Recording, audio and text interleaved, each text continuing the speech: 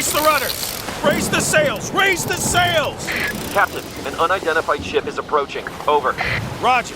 Wait, is that an Enterprise sales solution?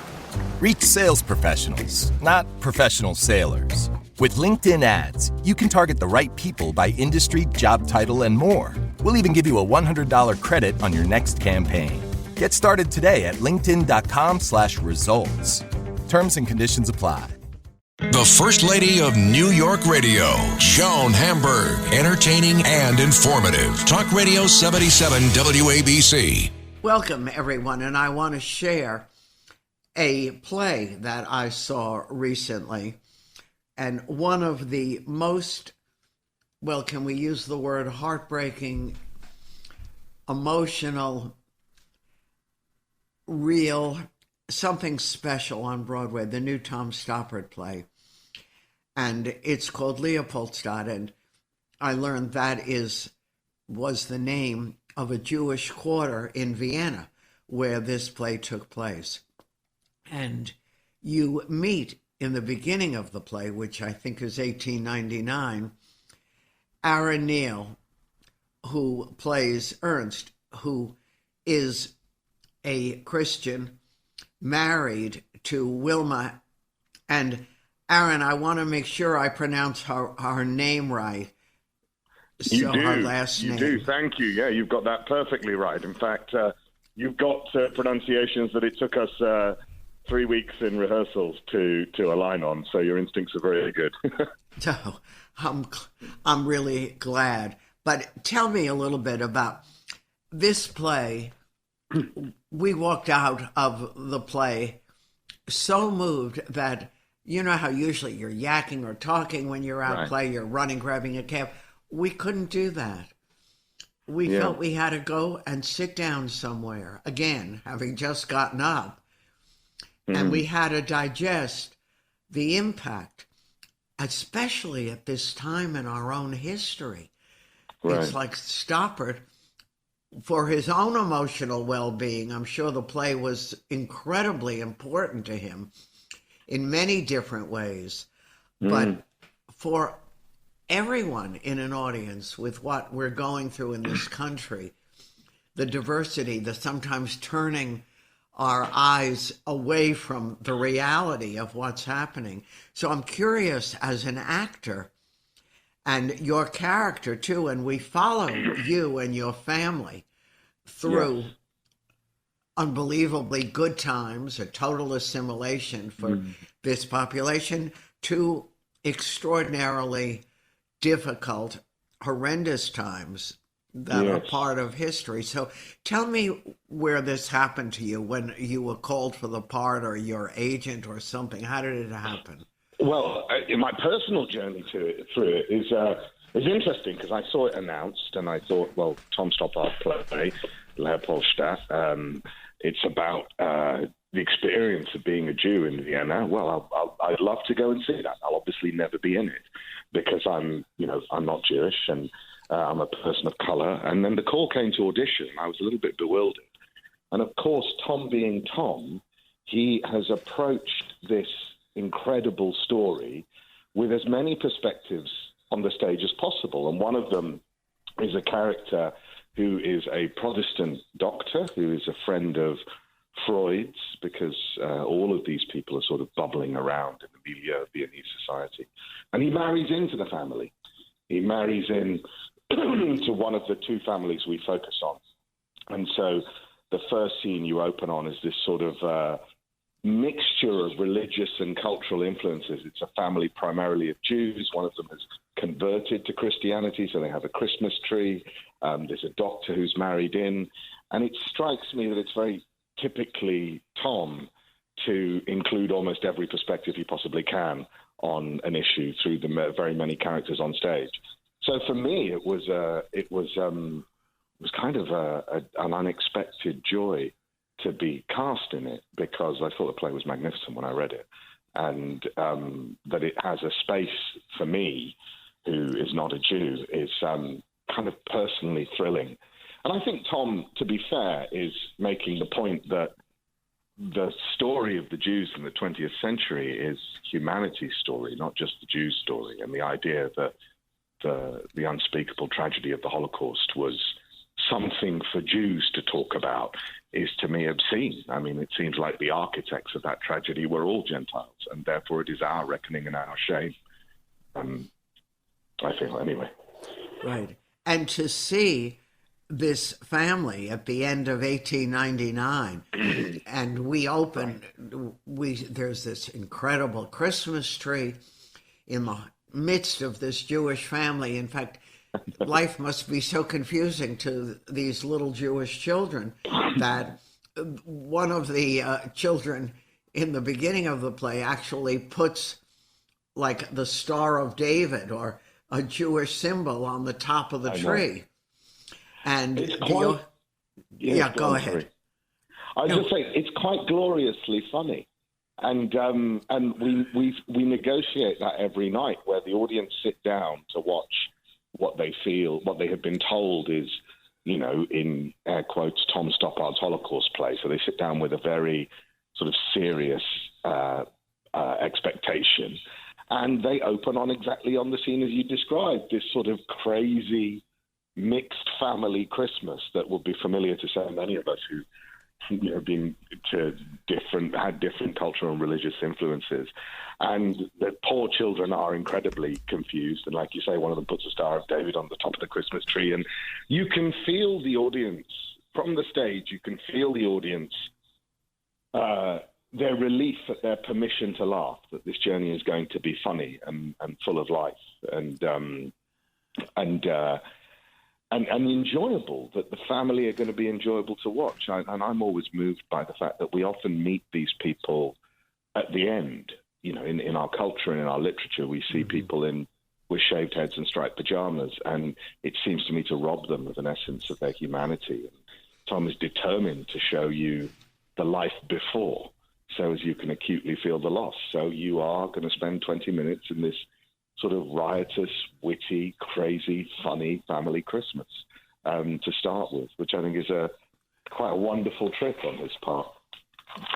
Right, and you have love interests, and you have it all. You have gorgeous food, and you look at this, and how could anything happen to this incredible family so assimilated into society of Vienna?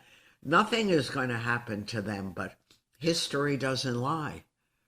Well, that, I think, is one of the most powerful messages of the play, is that you may have thought that the Jews were always under a degree of persecution that simply intensified to a horrific level with the Holocaust.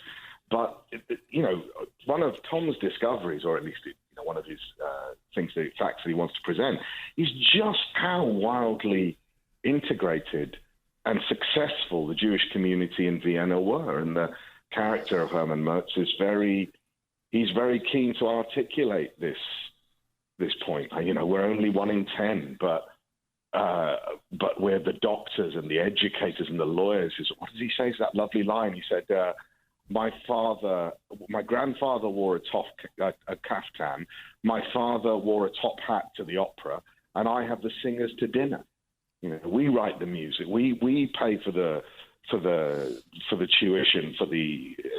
It's so shocking to see how unexpected anything is in 1899. And when they're discussing Theodor Herzl's Judenstaat and the possibility of the Jewish state, Hermann's argument is, why on earth would we want to leave Vienna when we've got it so good? And the question is sort of brutally and tragically answered over the next 2 hours.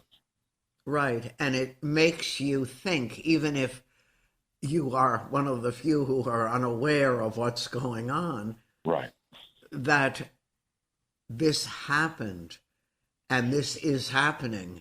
And it can happen during these times. I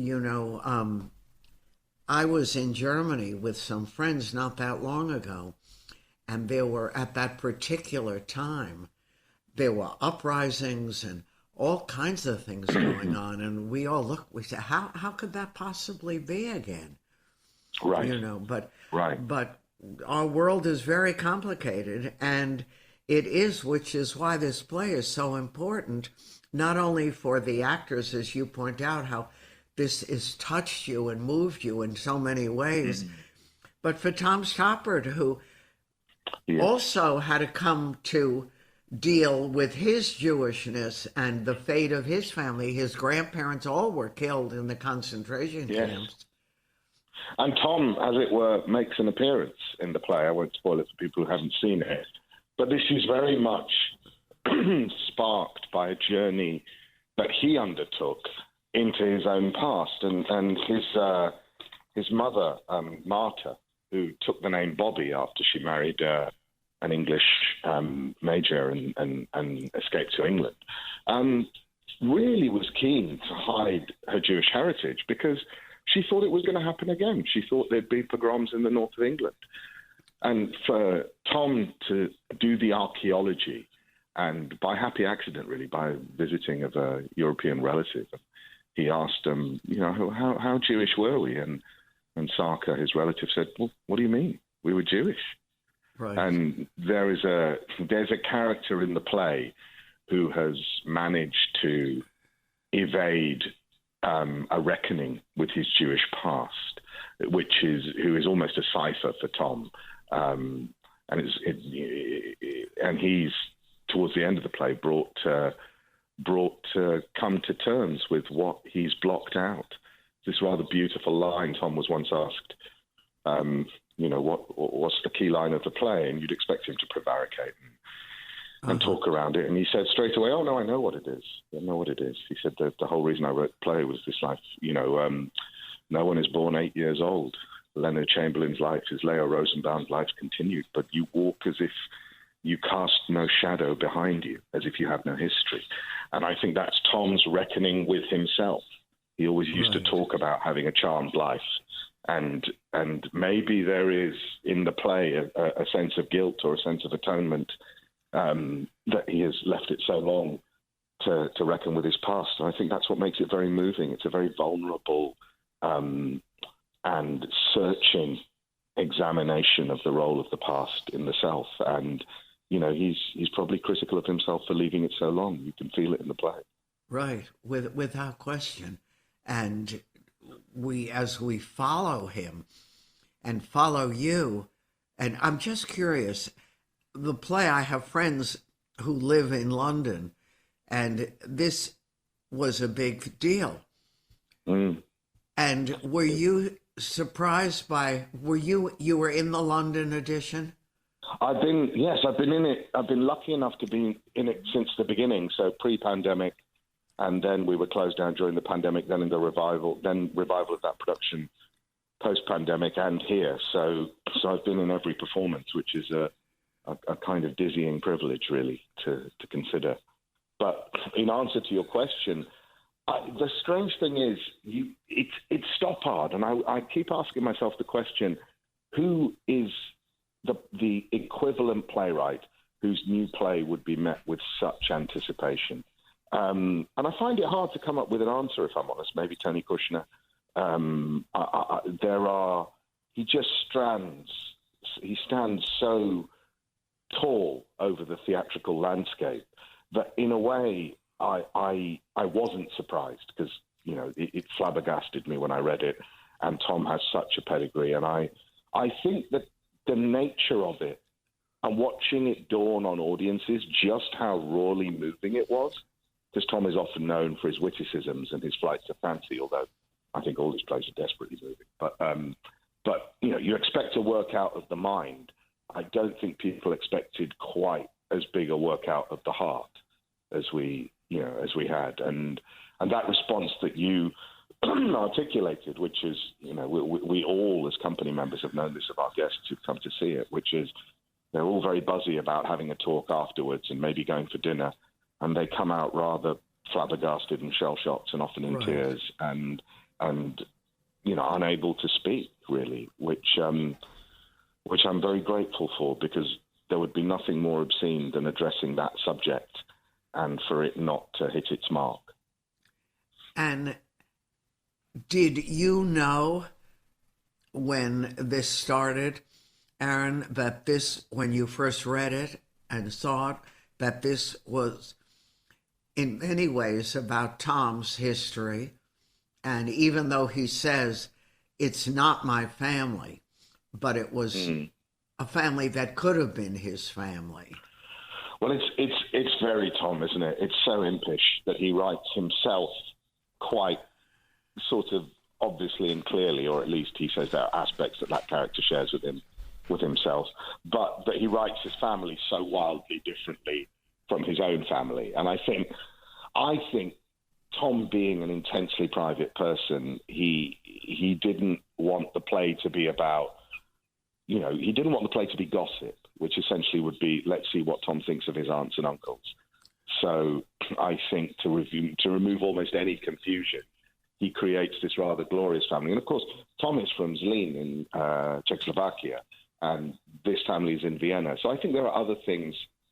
As always with Tom, there are other things he wants to explore. He's just very interested in that moment in Viennese history in 1900 where Schnitzler and Mahler and Freud and Klimt were all hanging around this sort of incredible cultural moment. And there are so many threads referencing those people. In fact, the first image of the play, you can see copies of the Interpretation of Dreams and copies of Judenstadt and copies of Schnitzler's La Ronde being read by this erudite family. So Tom is just unable and unwilling to cover more than 30 subjects in one play, I think, and that's what makes it quite dazzling. But yes, what I think the glorious trick of it was, and I was saying this to somebody as we were warming up, is that they feel like real people. They feel like real people to whom this happened. And of course, they're fictitious characters that Tom has made up, and they go to a death that many horrifically went to, but they weren't real. But they feel so real. By the end of it, you feel like you've witnessed a documentary about a family almost. And again, I think that's a testament to Tom's skill at weaving a tapestry of a believable family together. Right. And to the audience, that family is Tom's family, even though he says it isn't. But if we're watching it, the reality of those performances, including yours, Aaron, is that they're real. Nothing can take away that reality. We may want to deny it because it's too painful and horrible, but it happened, and it's still happening in places all over the world.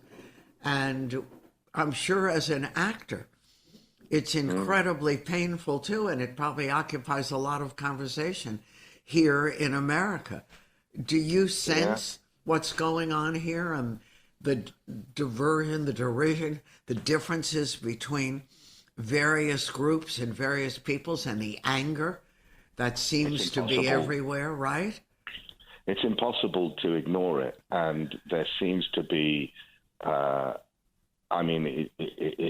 it's fascinating. There seems to be a vicious othering of people from outside this country. It's almost terrifying, the level of scapegoating that's happening. There seems to be complex problems in this country that are affecting people terribly and under huge economic and social pressure. And yet there seems to be one voice coming out of the political spectrum that is viciously attacking a powerless minority and blaming them for everything. And that's just an uncanny parallel to what was happening. And I think the most terrifying part of the play is that you join the characters because the play goes through time periods, and without wanting to give anything away, you join the characters on the day of Kristallnacht, the night of broken glass in 1938. And on that very day, the day when almost all Jewish businesses were smashed and looted, there's a character in that room saying, "Oh, you don't understand. We're used to this. It'll pass, and something else will take its place." And the sense of how quickly we accept the vicious rhetoric of essentially fascist demagogues and how quickly we just say, well, this is what they say to whip up their base. They don't really mean it. These are just uncannily like the things that were said in 1930s Germany, and terrifyingly so, because one wants to believe that can never happen again, and one looks for reasons why it could never happen again. And yet, I would say, whilst doing this play 3.5 years, I have seen things happen that I thought would never happen again in the world. And so, where this is all leading is such a pertinent question. Just the rise of vicious and virulent anti-Semitism, with no sense of where that has led historically, is incredibly sobering. Very, very. That's why the time for this play has never been more important. And I think, right? Agree, yes. Yeah, I agree. And you know what I would add is that I'm almost keen to tell people that Tom is just, this is not a somber, dark documentary where you are bludgeoned over the head with a horror that you know about already. That would be just an insult to Tom's ability. I'm amazed that Tom has managed to put such beautiful, warm laughs into the play that don't feel in any way jarring, but also feel utterly necessary because, if you want to see the story, if you want to feel the snuffing out of life, then you must feel the life as deeply, as strongly as possible. And like you said, people fall in love and people laugh. And really, the first half of the play takes place in almost a completely different world. There is this stuff looming, but it's funny and light and loving and warm and clasps you into the bosom of the family. Sorry, yes. Well, it's quite incredible. Have you noticed the audiences are similar here and in England, or do you sense a difference in the reaction to the play? There is a difference, and I will say this because probably no one in England will hear this, but they're just smarter here. I mean, it's a smart play, and there are laughs that we have thought always were, if you know the play well, there are laughs that you get because Tom is being incredibly witty and that you're making allusions to things scenes previously. And the British audience weren't as vocal, whereas the American audience, they just feel sharper, more open, more willing to laugh. There's that wonderful, the expression of emotion, in my observation as an expat here, comes a lot easier to Americans and New Yorkers than it does to us repressed Brits. And hearing both the laughter and a sort of wall of grief and sniffles at the very end of the play. And the other night, a woman, just openly sobbing and crying, not in a demonstrative way, but just overtaken by the play. Yes. It's so lovely to get such a vocal reaction, and I hope nobody who watches British theatre listens to this because they'll feel insulted. But it has been my experience. Well, they're a little more repressed, but we'll excuse them. True.